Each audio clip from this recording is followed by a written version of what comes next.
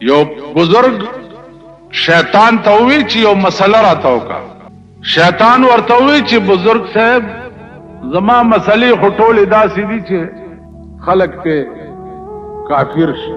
هغه وی من یهده الله فلا مضل له، چاته چې خدای هدایت کړی هغه ته نشي گمراه کولی. خو هسې نن مې شوق پیدا شي چې د شیطان نوم یو مسله واورم. شیطان ورته وویلې چې ښه ده نو په خدای قسم چې ستا دومره ښه نیت دی نو زه به هم درته ټیک مسله وکړم، غلطه به درته نه کوم. وی ګوره ته خو پیرې، خلق د لاسونه صفوي، خپې د ښکلوي، سجدې درته لګوي، لوی ولی او بزرګ. خو پیر صاحب یو نصیحت مې واوره چې داسې چرې ونه وی ګورئ چې زه هسې نه چې د مریدانو په غرور کې راشي چې زما لکونه او زرګونه مریدان دي او زه خو جوړ ډېر لوی سړی یم. نو وی پیر صاحب چې داسې چرې ونه وی چې زه ټکی ونه کړي او که دې وویلې چې زه نو داسې به شې لکه چې زه. شیطان ورته وایي چې که دې وویلې چې زه نو داسې به شې لکه چې زه. ما 6 لکه کاله د خدای عبادت کړی، 6 لکه کاله. په دې ځمکه مې داسې ځای نه دی پرېښی چې زما د سجدې نه دی وتی. او یو ټکی مې وکړو، یو ټکی چې الله راته ووایي چې آدم علیه السلام ته سجده وکړه. نو ما ورته ووایي چې قال انا زه خیر منه، د دې آدم نه زه بهتر یم، زه دنه ښه یم. بس دومره ټکی مې وکړو چې انا خیر منه، زه د دنه بهتر یم، نو زه څنګه دته سجده وکړم. نو الله راته په جواب کې ووایي چې قال فاخرج منها فانك رجيم ان عليك لعنتي الى يوم الدين. اوزه زما د جنتونو د رحمتونو نه، او ان عليك لعنتي الى يوم الدين، ابلیسه تر قیامته پورې مې لعنتي کړي. دا انا ټکی دی ولې ووی، دا زه دی ولې ووی، ته صحیح که سیم خو زه یم. هلکه بل څوک شته د خدای په مخ کې چې ووایي چې زه؟ څوک شته؟ هغه کوم شی دی چې ته پې ووایې چې زه؟ نو زما عزیزانو دا زه ټکی چې دی نن ستا ټول ملک تباه کړو. اوس هغه زه ټکی بیا شروع شوی. هر یو چې راشي رونو زه به داسې، رونو زه به داسې، رونو زه به داسې. نو نتیجه به ګورئ او داسې بدتره نتیجه به ګورئ چې الله دې امان راکړي. ما نن چا تپوس وکړو چې دا تاسو ملیانو هم سړي ودرولی دي. مونږ ملیانو ولا قرآن ورکړی دی چې ستا آواز به په اسمبلی کې صرف د دین د پاره وي. که نور دې ټتو کو چې یا به زه سړک جوړ کم یا به ملک ټیپر کم، ټتې وکړو نو په دې ټکي کلمه تېره کو قرآن وه. زه به نه وې، که دې زه ووې نو ښه به نه وي. نو زما عزیزانو دا زه ټکی ډېر خطرناک او پاکستان تباه او برباد شو د زه د لاس. نن وګوره ستا په ملک کې څه اسراف شروع دی. دا بینر یې وګوره، دا پوسټر یې وګوره، دا بوتان وګوره. یو قهر عظیم نن ستا په پاکستان نازل. دا ستا ملک دی، دا څه پلیت او بے غیرت ملک دی. ورشه الیکشن په امریکا کې وشو، بے غیرت قومه چرته د بار ملک نه هم څه سبق والی کنه.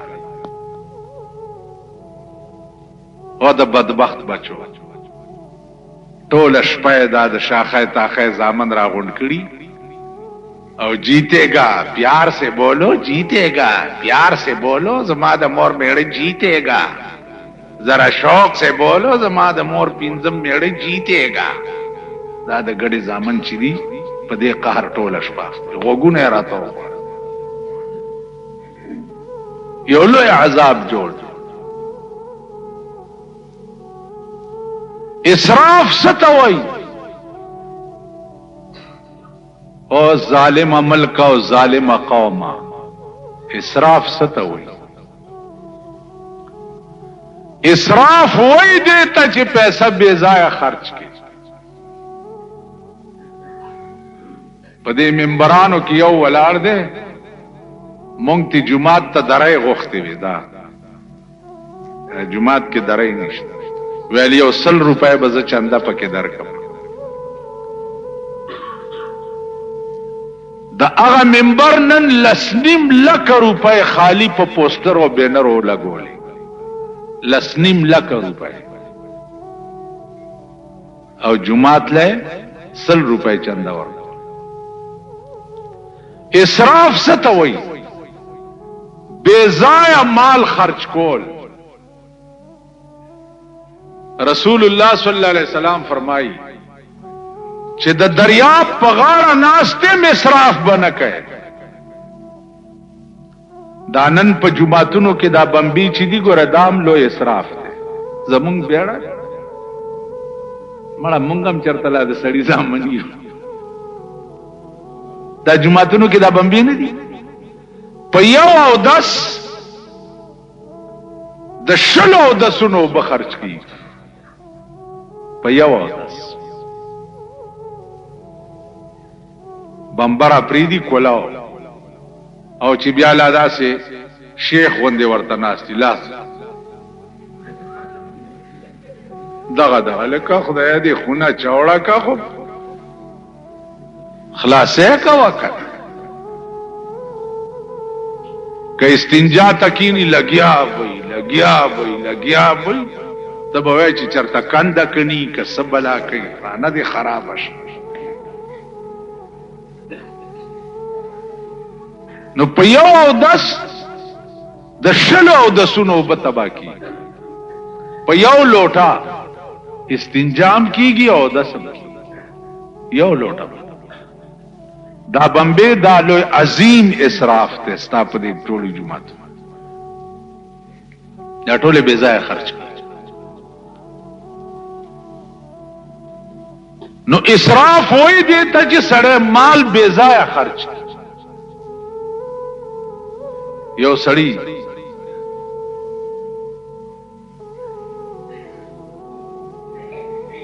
تماوي چې اسراف دیته وي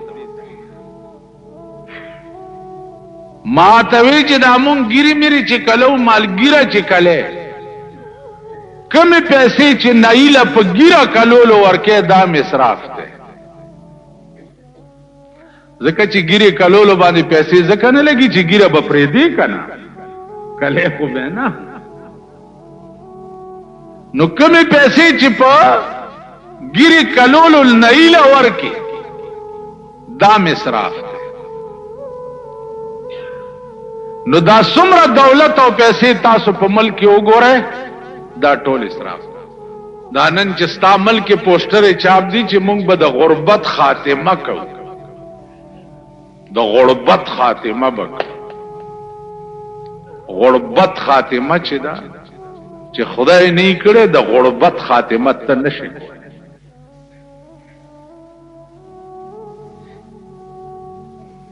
د غربت خاتمه به صرف د خدای ذات کوي کتا د غربت خاتمه کوله نو تا بنن خپل انتخابی نشان سیکل خپل هونډا کارت کې ګرځي د 13 لک روپو په بنز کې ګرځي او قوم لدی روسي سیکل په نشانه کې اغسته دي چې ورونو که زما وسراغه په دې اسخا سیکل بسوري تاسو خیال راځي ما توستا انتخابی نشان ما زما انتخابی نشان قرآن دے کتاب دے ووٹ ورکے ورکا کنی سر خرخ پل بلا تور در رسو زارک شچی چاله ورکوي ما سکار دی چې زتا ته مینت کوم او زارای بیا د دې خزو خزي ګرځي لګیا دي لنډري داسې لپټي چوری او په دې کوسو کې بلندرې بیګاره ته چاوي دلته خزي راوته الکان ورپسې شو ما الکان خو پرې د سپي ورپسې کړ خزي ګرځي لګي اسملک شو قرآن او حدیث او دین او مذهب او اسلام ته چې ګوره خدای پرستای چې دی جمعتونو ته تاله ولګوم او یو رانه جمعت ترانه شي او چمړ شي ويم چې خپو کې پړی واچوم همداسم په ډیرانو غرزوم نه د خخېدو قابل دی دا قوم او نه د جمعت ته دراتلو قابل دی دا غرق او تباہ قوم دی په اعتبار د دین سره دا هلاک قوم دی بل صد مولا او د بزرگ د لاسه هلاک شو تباہ شو دغه مولا دی هر باطل ډلې سره مولا مرګره دی هر ډلې سره او ورته وی چې د دې دونه شملې خوږي یو مولا دی دلته یو مولا دی په دې ملک کې بغرزیدا او شریعت کانفرنسونه به کول جهاد کانفرنس به کول راشي چې کور درته وخم په 1 کروڑ او 15 لک روپے باندې کور او پیسې راټولې کړې دي په جهاد کانفرنسونو باندې پردای مور ځامنې جهاد ته لېګل او په خپل 1 کروڑ 35 लाख روپے باندې بنگلا جوړا کړ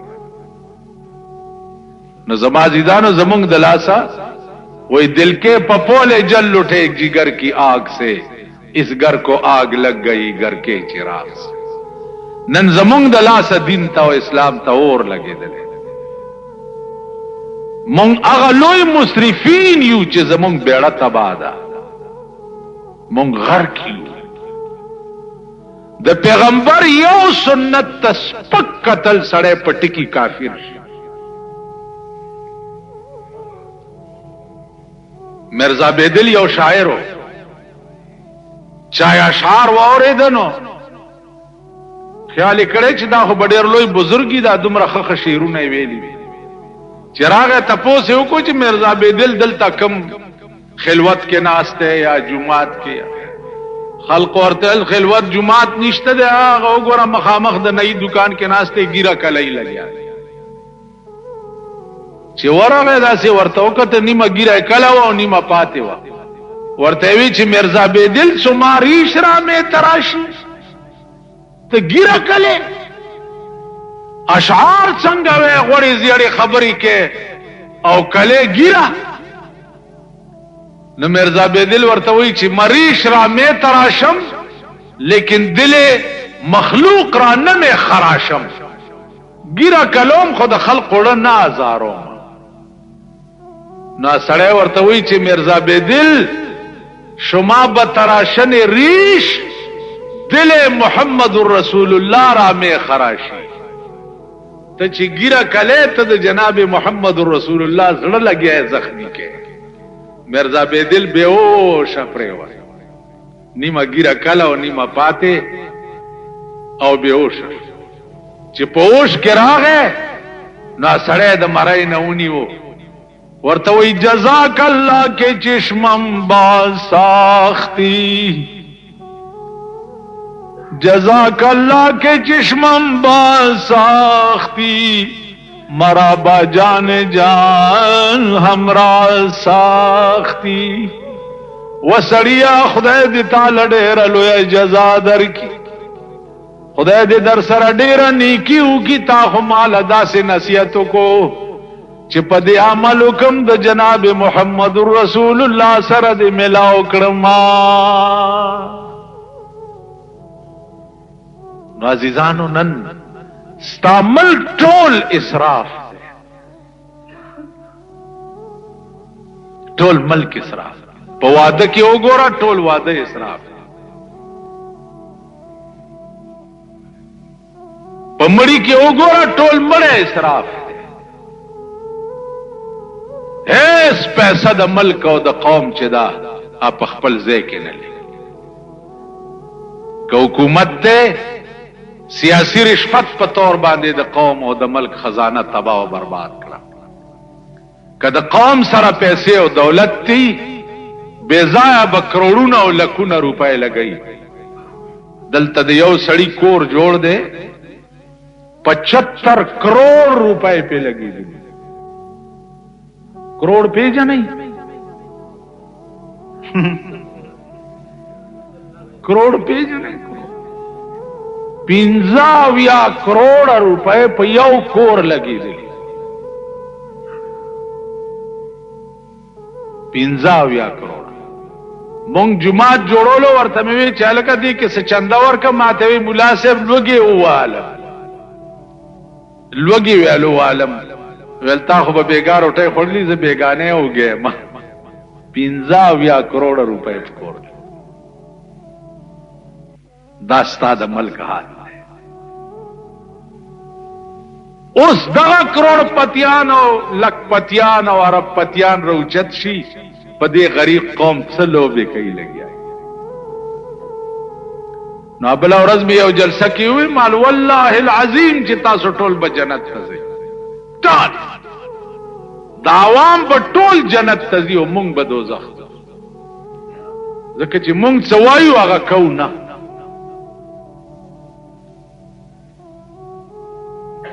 وینام یو څه ده او عملم بل څه. وی واعظان چو جلوه به محراب و منبر میں کند چون به خلوت میں روندا کار دیگر میں. نو اسراف دے توائی چې مال و دولت سړی بے ځایه خرچ. نن ټول ملک اسراف کون کې. اوس د اسراف کون کی سزا بچي. کم سړی چې اسراف کوي د سزا بچي. جناب رسول اللہ صلی اللہ علیہ وسلم فرمائلی دی ان المسرفین فی الدرک الاسفل من النار. اسراف کون کی بپالان دے تاختج جہنم کے پراتے. عزیزان لان دی تاختج جہنم تا او یا کروڑ کالا بزل دے لان دی تاختج او یا کروڑ کالا دا اغا جان یو کروڑ دا دی دنیا سل کروڑا دا اغا یو لک دا دی دنیا سل لکا دا اغا یو کال دا دی دنیا سل لکا دا اغا یو ورز دا دی دنیا سل لکا ورز. نو اویا کروڑ کالا لان دی تاخچے دا جہنم تب مزل او د یو جهنمی دا بدن به دومره غټ شي چې د یو اوږې نه به تر بلې اوږې پورې 1500 کاله مزل.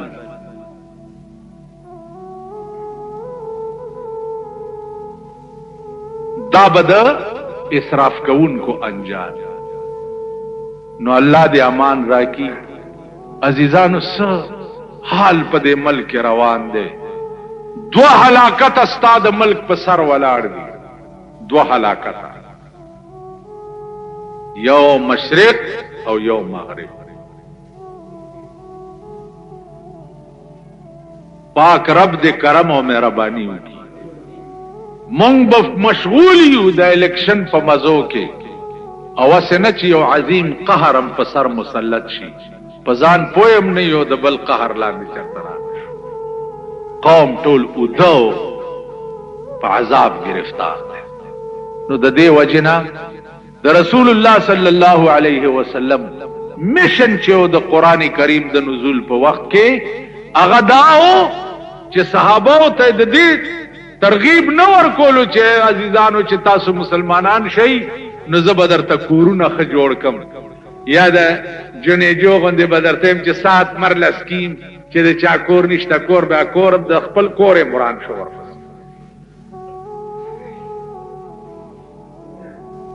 7 مرله سکیم نو.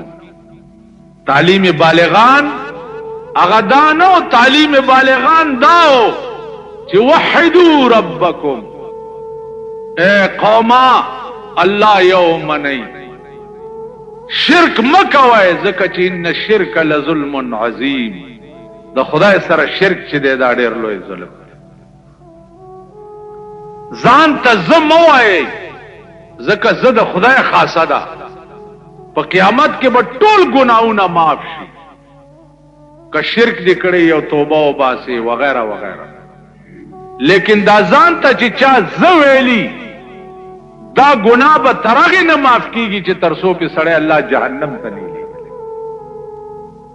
نو زه مه وایه، هر وخت دا وایه چې انت الهادي انت الحق لیس الهادی الا هو، خدای هیڅ نشتا، هیڅ نشتا،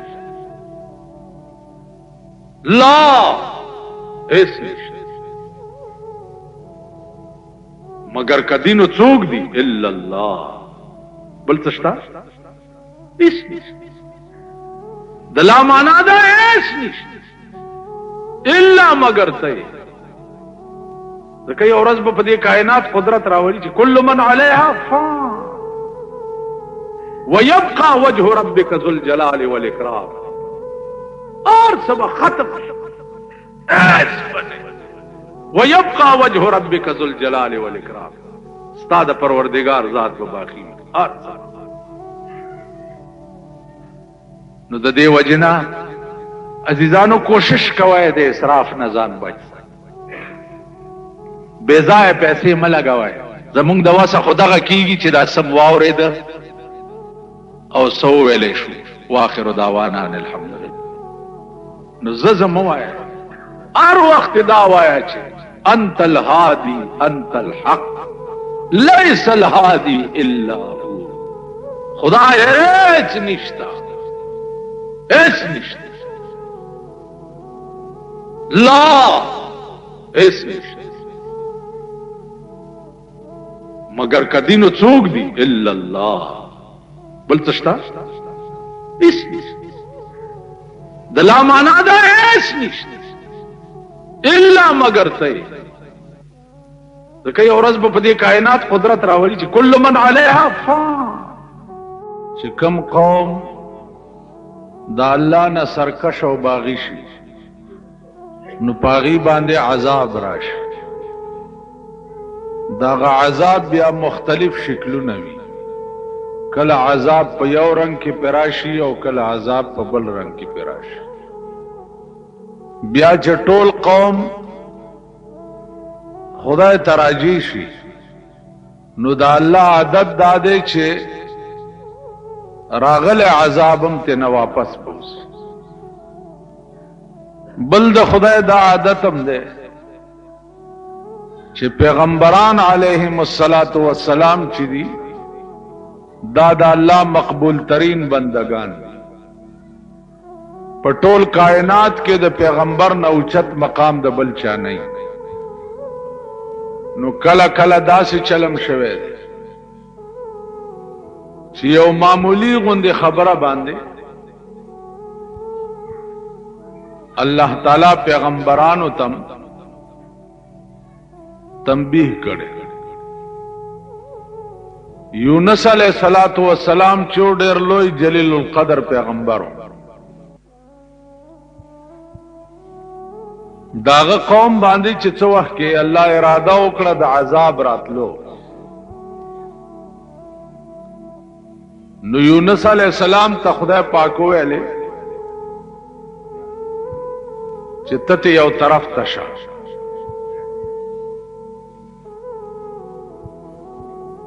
د قوم د پاره ما فیصله د عذاب وکړه، دوی باندې عذاب راځي او ته یو طرف ته شه.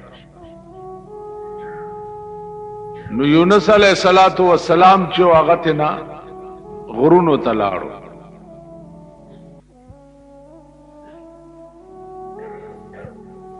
چې غرونو ته لاړو نو د قوم چې څو وخت کې آثار د اسمان ولید نو پوه شو چې دا د یونس علیہ السلام خبره چې ودا خو رښتیا وه. او والله چې عذاب را روان دی. نو ټول قوم را ټول شو او د کلی نه بار یو ډاګې ته ووته او ټول خدای ته سر بسجود شو چې یا الله مونږ ستا د پیغمبر نافرمانی کړې ده، خدای معافي غواړو، مونږ معاف کا. اراغله عذاب ته نه واپس لاړو.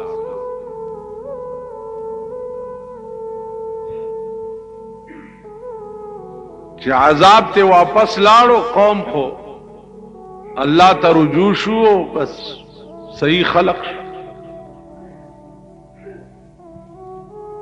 یونس علیہ السلام چې څو وخت کې راغی هغه دا خیال کړو چې بس قوم د قوم به تباه شوی.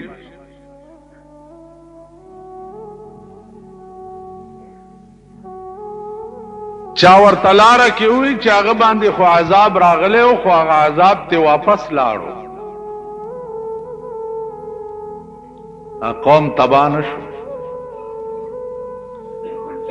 یونس علیہ السلام دغه وخت کې دا خیال وکړ چې کزوز دې قوم تلار شم نو زما تکذیب به وکي، دوی بداو وی چې تا مونږ ته دروغ ویلیو، مونږ باندې خو عذاب را نه غی.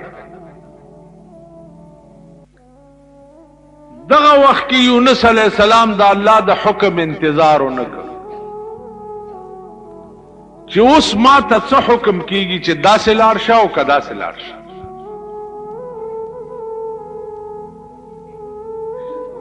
نو دی روان شو مخ په دریاب باندې او خیال یې وکړ چې د دې دریاب نه هغه غاړه به لاړ شم او هلته به وخت تېروم.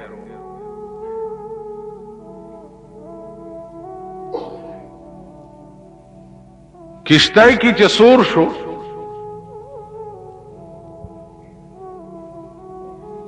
کشتۍ روانه شو چې د دریاب منځ ته ورسېده نو کشتۍ ونښته.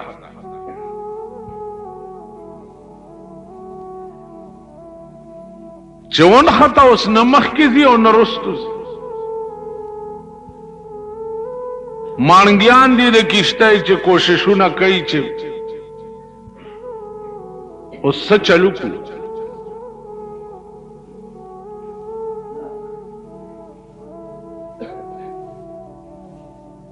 آواز وشو چې په دې کشتۍ کې د مالک نه څوک باغی را تښتېدلی دی. نو دا کشتۍ به تر هغې نه روانېږي چې تر څو پورې هغه باغي تاسو دې سیند ته نه یې غورځولی.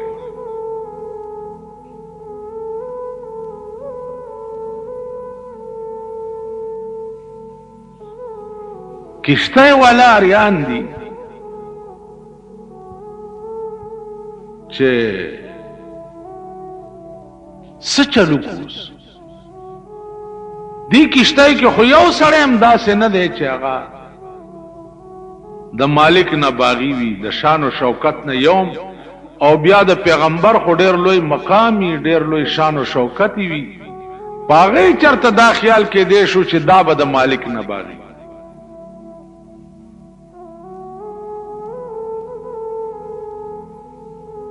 یو تا ګوري بل تا ګوري بل تا ګوري.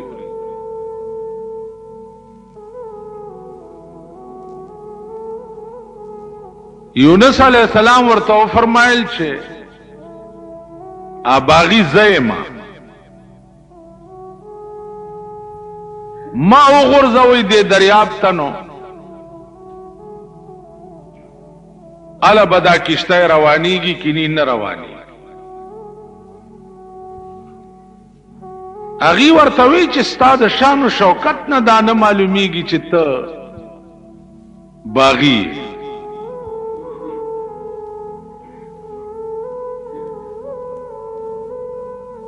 یونس علیہ السلام ورته فرمایل چې خدای قسم کا زم نیم لړا کړي چې ترغه پورې دا کشته روانه نشي. ډېر وخت پکې تیر شو. کشته کې نور دنیا چې څومره ناسته دا غم مجبور شو. مانګیانم مجبور شو. یونس علیہ السلام یونی وو دریاب ته وغورځول. او چې وی غورځولو دې مقام کې الله د سب دریاب یو نهنګ ته حکم کړو چې دې کشته نه سړی را وغورځيږي ته تیر کا. هغه نهنګ لوی مېد دریاب ورته ولاړو چې څنګه دې ورغورځولو هغه ونی و خلک او بس تیرې. نهنګ ته حکم شو چې دا هضم نکي، ما دا ستا خېټه د پاره قیدخانه جوړه دې بستا په دې خېټه کې